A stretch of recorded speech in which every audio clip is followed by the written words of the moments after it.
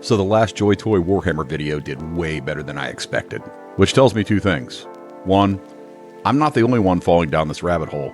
And two, I was clearly not done. Because this showed up.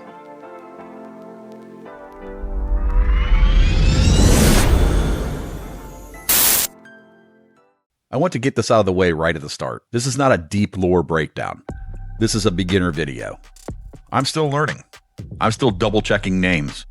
And I am very aware that if I get something wrong, the comments will absolutely let me know. So consider this me learning in real time. From what I understand, and again, very much from a beginner perspective, the Primaris Ancient is the Space Marine who carries the banner, and the banner actually matters. It's not just decoration, it represents morale, legacy, the idea that as long as this banner is still standing, the fight isn't over, and that alone already makes this figure feel different. Because once you realize figures in this line have roles, you stop buying things because they look cool.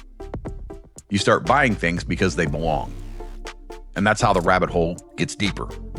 Out of the box, this figure immediately feels important. The banner is massive, and it's meant to be. This is not subtle, this is something you're supposed to notice. Sculpt on it is clean, the texture reads well on camera, and the gold details contrast perfectly against the ultramarine blue. There's a lot going on here, but it never feels busy. The armor itself is classic Joy Toy quality. Clean paint, subtle weathering, nothing overdone. This is one of those figures where the details don't jump out at you all at once. They reward you the longer you look. Articulation-wise, he moves really well. The shoulders have a solid range without feeling loose. Elbows bend naturally. And the torso gives you just enough movement to add weight and subtle lean. Nothing feels fragile, nothing feels floppy. But this isn't a figure that's meant to be thrown into wild action poses. You can pose him that way, the joints allow for it, but it never feels like that's what this figure is asking for. He doesn't pose aggressively, he poses with intention. When you stand him upright, plant his feet, and let the banner stay vertical, the whole sculpt just clicks into place. The armor sits naturally, the weight feels balanced. The banner stops being an accessory and starts becoming the focal point. Even the way the joints settle feels deliberate, like they want to return to a composed, grounded stance. This is a figure that looks its best when it's calm. And that sounds weird to say about a Warhammer figure, but it's true. Now, I do want to be clear about something. Just because this isn't how I prefer to pose him doesn't mean he can't be posed dynamically, because he absolutely can. The joints are there, the range is there, and with a little patience, you can get him into some really solid crouches, leans, and forward-moving stances.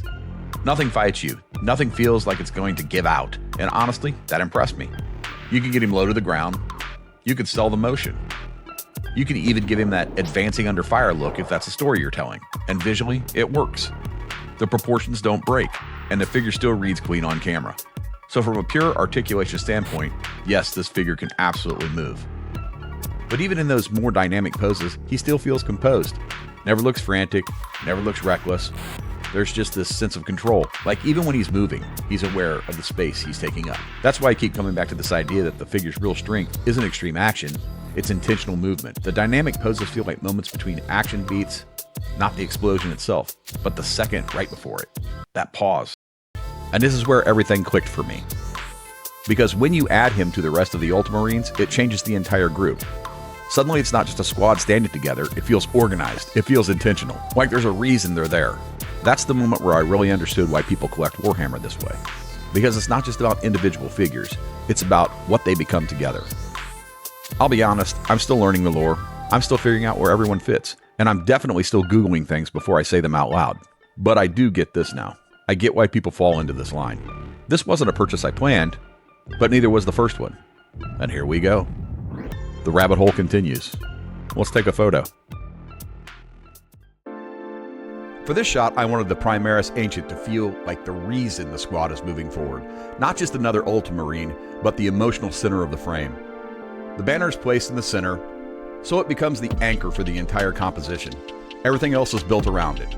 The Marines are staggered slightly behind and to either side, creating a shallow V shape.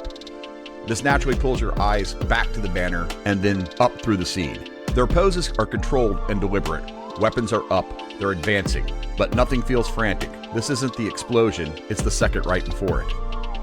The background is kept soft and blown out on purpose. I wanted the suggestion of a ruined city and fire without letting it compete with the figures. The warm light in the back helps separate the ultramarines blue and gold, while also selling scale and danger without adding visual noise. Lighting is directional and fairly simple.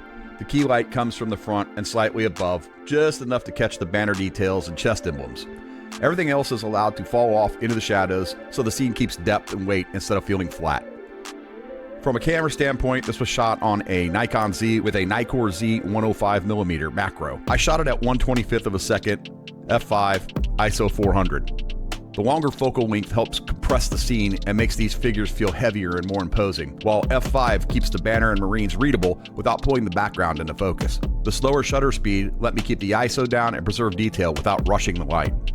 This shot wasn't about action, it was about presence. The banner doesn't need to move to matter, it just needs to stand.